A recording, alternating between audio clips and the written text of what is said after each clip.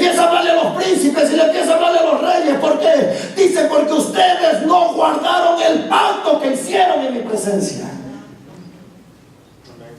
No sé si me explico, amados hermanos. Por lo tanto, escuche bien. Dios, que es tan sublime, tan poderoso, omnisciente, que sabe todas las cosas, cuando va a hacer el pacto, dice la Biblia que duerme Abraham y solamente le deja ver una visión y no hace que Abraham pase por el medio. ¿Por qué? Porque Dios sabía que su descendencia iba a fallar. ¿Dónde podemos ver eso? Lo podemos ver en Éxodo capítulo 17, cuando dice la Biblia que llegaron a un lugar donde no había agua y se pusieron a hablar en contra de Moisés y en contra de Jehová. Y dice la Biblia que entonces va Moisés y le dice al Señor, ¿qué hago? Porque este pueblo entre poco me va a apedrear. Salmo 106 verso 32 dice, le fue mal a Moisés por culpa del pueblo. Y entonces dice la Biblia que Dios le habla a Moisés, agarra la vara con la cual heriste el río y quiero que vayas a la peña y golpees la peña. No era la peña quien había fallado, era el pueblo. Mas sin embargo, Dios recordándole a Moisés que había hecho un pacto con Abraham, que cuando su descendencia fallara, alguien iba a pagar el precio de su pecado. No sé si me explico. Perdone que yo me emociono mucho con la palabra. Y ahorita vamos a llegar a un punto bien importante, donde yo le voy a dar un consejo. Y el que oye consejos llega bien lejos. Escuche bien. Porque ¿sabes cuál es? ¿Cómo te llamas? Damiana. Porque ¿sabes cuál es el problema, Damiana, de estos últimos tiempos? Que uno como cristiano se ha vuelto tan sensible y nos dejamos criticar por quien se le pega la gana. Y dejamos que esas críticas y ese juzgar de la gente hacia nosotros nos afecte tanto, que tenemos tan en poco lo que Cristo hizo por nosotros. Glorioso Jesús. Y voy a decir esto con mucho respeto, nadie se me vaya a ofender, pero es una realidad. Y hay veces, Damiana, que la gente que te critica, que la gente que te señala, ha cometido muchos más errores graves que tú. Y ahora, como ya se la dan de santo, pueden señalar a quien se le pegue la gana. Pues yo vengo a decirte que no hagas caso a los comentarios y haz caso a lo que Cristo hizo por ti en la cruz del Calvario.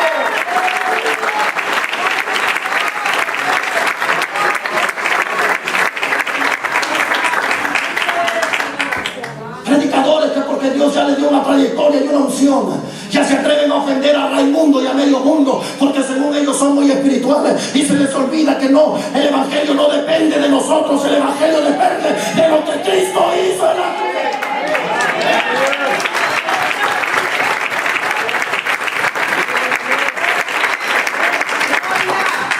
No sé si me explico, vamos. Yo sé que ya se quiere sentar, pero ustedes son más jóvenes que yo me la paso de pie. Así es que aguántense un ratito. Gloria a Cristo. Una ocasión voy para la iglesia y de repente se me pega una patrulla y me para. Llega, me toca el vidrio y me dice, ¿tu licencia? Entonces yo, conociendo cómo son aquí, le digo, voy a abrir la guantera. Me dice, coge. Yo en mi inglés playero. Pues ahorita.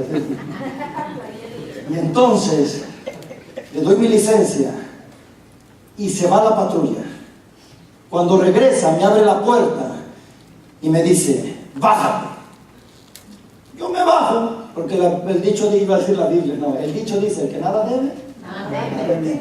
Me bajo y entonces me dice, voltea. Y cuando me volteo me azota contra la patrulla y me dice en inglés, dame tu mano derecha. Se la doy y me pone la esposa.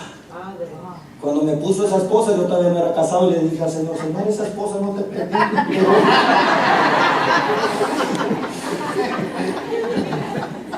Me pone la esposa en la mano derecha y después me pone la otra. Y yo le digo, what is wrong?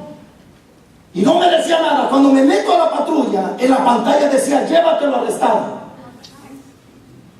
Cuando llego a lo que nosotros llamamos la delegación, no sé cómo le llaman aquí. Cuando llego, Se juntan como 5 o 7 policías alrededor de la computadora y veían a la computadora y me veían a mí. Y me veían a la computadora y me veían ahí. A fuerza me querían hallar culpable.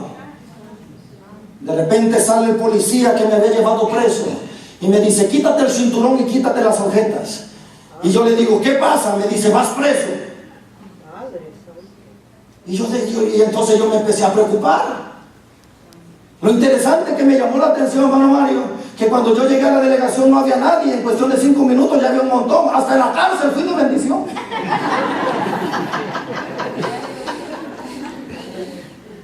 Me quito las ojetas, me quito el cinturón, y cuando subo, que ya me van a meter preso, le digo al oficial, ¿pero qué está pasando? Y el oficial me dice, no sé, solo te tenían que haber dado un ticket y dejarte ir. Y entonces le digo, pero necesito que me digan qué está pasando, necesito avisar en mi trabajo, necesito avisar en mi familia. Y entonces me dice, ¿quieres hablar por teléfono? Le digo, claro. Y me dice, ahí está el teléfono. Y cuando voy emocionado de que ahí estaba el teléfono, cuando llego, caigo en impresión de que ahora los números de teléfono ya no los sabemos de memoria, todos los tenemos de memoria. ¿Cierto o no? Y entonces me pongo a orar, Señor, por favor, revélame un número. Y para gloria de Dios, me reveló el número de mi hermano. Y entonces le llamo y el ingrato nunca me contestó.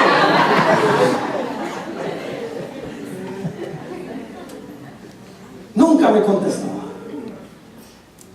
Y entonces llegó otro y me dijo, ¿puedo usar el teléfono? Y digo, claro.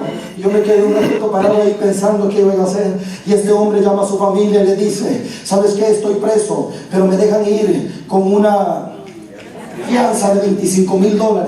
Tráiganlo, páguenlo, y yo cuando regrese de México se los doy. Cuando yo escuché eso, le digo, ¿me puedes hacer un favor? ¿Le puedes decir a tu familia que le dice a mi familia que estoy preso? Y entonces él se me queda viendo y me dice, dile tú. Y entonces agarro el teléfono y le digo a esta persona, sé que no me conoces, yo no te conozco, tal vez nunca pueda agradecértelo en persona, pero quiero pedirte un favor, avísame a mi familia que estoy en la cárcel. Y este hombre muy amablemente me dice, claro que sí, ¿cuál es tu dirección? Le doy la dirección y entonces ya salgo y entonces me dan mi cobija y me meten preso. Cuando yo llego a la celda, jóvenes, por favor, pórtense bien. No hay cosa peor que caer en la cárcel. ¿Y sabe qué es lo triste, Pastor Moya? ¿Sabe qué es lo triste? Que 3 días antes había visto en las noticias que un hombre había estado 23 años preso inocentemente.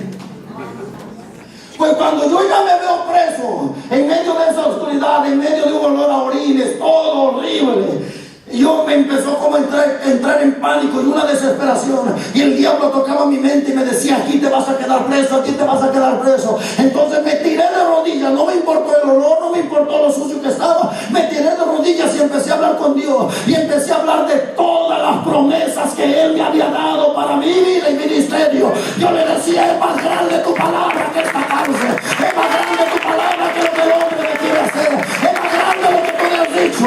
Y empecé a reprender al diablo. Cuando eran como las 4 de la mañana, de repente gritan, Juan Ramírez, porque yo me llamo Juan Manuel Ramírez para servir a Dios y a usted. Y gritan, Juan Ramírez, y casi grito, amén. Y entonces me dice, puede salir. Y yo todavía muy amable, me llevo la cobija, tráetela, me dice. Cuando abrieron las rejas, salgo caminando, me entregan mi cinturón, mis objetos, mi cartera, las llaves, y entonces, no, las llaves de mi casa, pero no me entregaron las llaves del carro. Y le digo, ¿y mi carro? Dice, no, tu carro se lo llevaron al corralón, mañana lo tienes que ir a sacar. Y entonces le digo, ¿y en qué me voy a ir? Y me dice, no te preocupes, alguien te vino a sacar. Cuando salgo de ahí, voy por un callejón oscuro, y cuando doy vuelta está mi hermano Daniel, que es menor que yo. Cuando lo vi, amados hermanos, nunca me había dado tanto gusto ver a mi hermano como ese día. Hermano Mario, literalmente le hice como en las novelas, corrí así. Después de ahí, tuve que ir como 6 meses a corte. Yo recuerdo que cuando iba a corte, iba yo bien arreglado, todo trajeado, bien rasurado, perfumado. Y un día cuando llego a corte, estoy esperando que entre y me ve un hermano, un muchachito. Y cuando me ve, va y me dice, hermano Manuel Ramírez, no sabía yo que usted era abogado, si no lo hubiera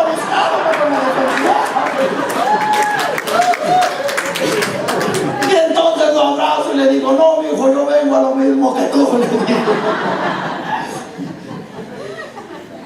Cuando entro a esa corte, yo veía que en cuanto el juez entraba, rápido los oficiales decían: póngase de pie.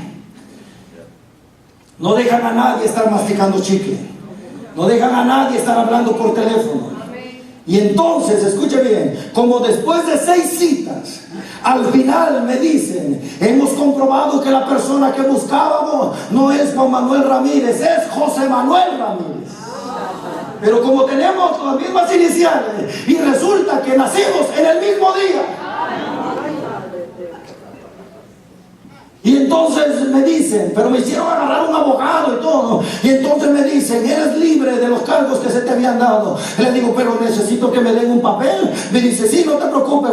Me trajeron un papel de DMV donde decía que nunca más se volviera a confundir a Juan Manuel Ramírez con José Manuel Ramírez, que tenía orden de arresto. Pero cuando yo me voy a la casa, caigo en sí, o como decimos en buen mexicano, me cayó el 20, que las personas que están ahí como jueces tienen que llevar una vida intachable, ¿cierto o no? Su récord tiene que estar impecable para poder ser jueces. Y aún así, escuche bien, es Dios quien les da la autoridad para poder juzgar. Entonces yo no entiendo, nosotros como cristianos muchas veces nos dejamos juzgar por gente que en realidad no tiene ningún mérito para juzgar a alguien. Los jóvenes analicen el famoso bullying. Se van a dar cuenta que el bullying está basado en esto: quien te hace bullying tiene más defectos que tú, pero para tratar de cubrirlos tiene que buscar algo en ti para hacerte sentir mal. Eso es verdad. Y si no les llegó, se lo vuelvo a repetir: eso es verdad. La gente que hace bullying es que está peor que usted. Pero para tratar de ellos tapar sus fallas, tapar sus defectos, tapar sus errores, empiezan a buscar algo en ti para destruirte. Por eso a mí me llegó una notificación que dice: ¿qué está pasando en México? Que muchachitos de 14 años se están matando. En esta semana salió una noticia de una muchachita como de 12, 13 años que era gimnasta, muy bonita la niña, pero le empezaron a dar bullying al punto que también se quitó la vida.